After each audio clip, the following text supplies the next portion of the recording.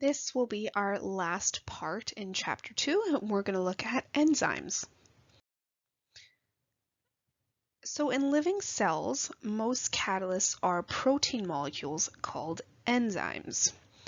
Enzymes catalyze very specific reactions, and they do so with such great efficiency and with many built-in controls. There are three very important properties of enzymes, and they are that enzymes are very highly specific. So each particular enzyme binds only to specific substrates. So we're going to bind to specific substrates, and they catalyze a very specific reaction. Next is that enzymes are very efficient. Under optimal conditions, enzymes can catalyze reactions at rates that are from 100 million to 10 billion times more rapid than those of similar reactions occurring without enzymes. The third one is that enzymes are subject to a variety of cellular controls.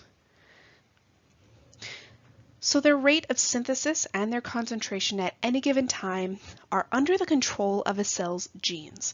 So they're very controlled. Enzymes lower the activation energy of a chemical reaction by decreasing the randomness of collisions between molecules. They also help bring the substrates together in the proper orientation so that the reaction can occur.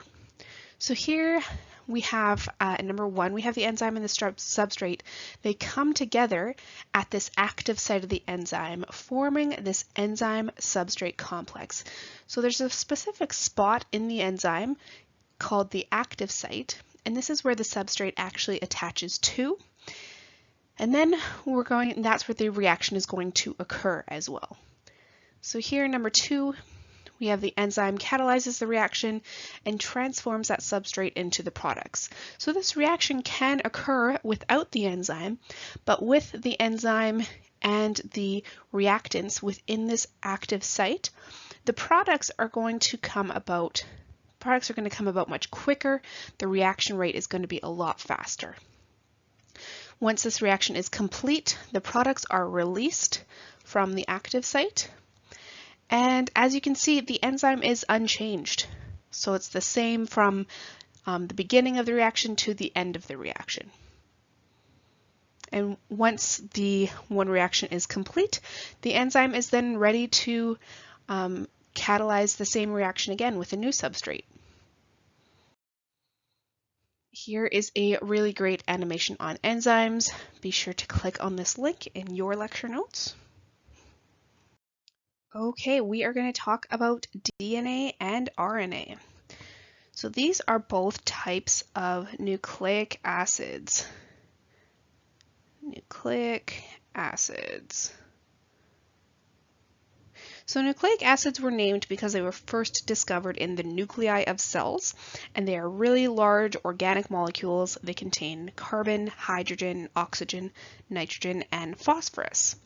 And nucleic acids come in two varieties, DNA, or deoxyribonucleic acid, and RNA, which is just ribonucleic acid. So DNA forms the inherited genetic material inside each human cell. So in humans, we have each gene is a segment of a DNA molecule.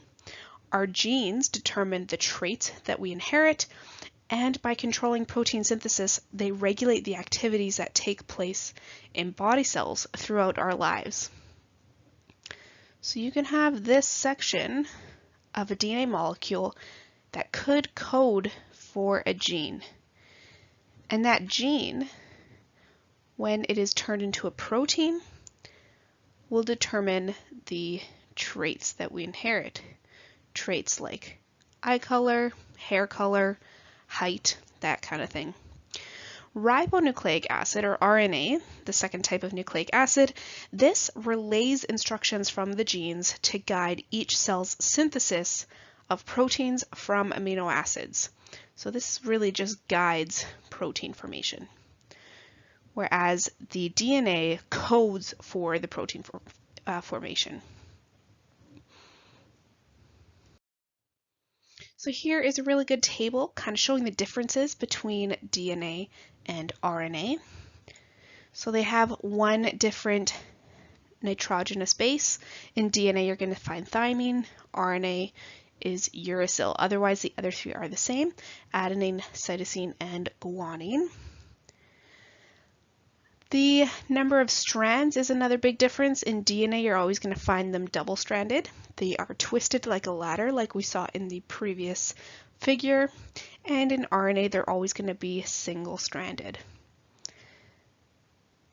Function is another big difference between them. DNA encodes the information for making the proteins, kind of like how a book is written. The words on the page are going to be the DNA.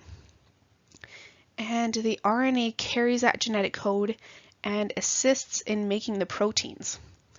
Kind of like the book itself, as well as the printing press, are going to be kind of the RNA part, whereas the words are going to be the DNA. Adenosine triphosphate, otherwise called ATP. This is the energy currency of living systems. ATP transfers the energy that's been liberated in exergonic reactions. Remember, exergonic reactions, they release heat or release energy. And so that energy is in the form of ATP.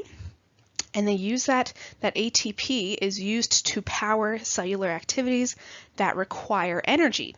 And remember, these cellular activities that require energy or require an energy input are going to be endergonic reactions.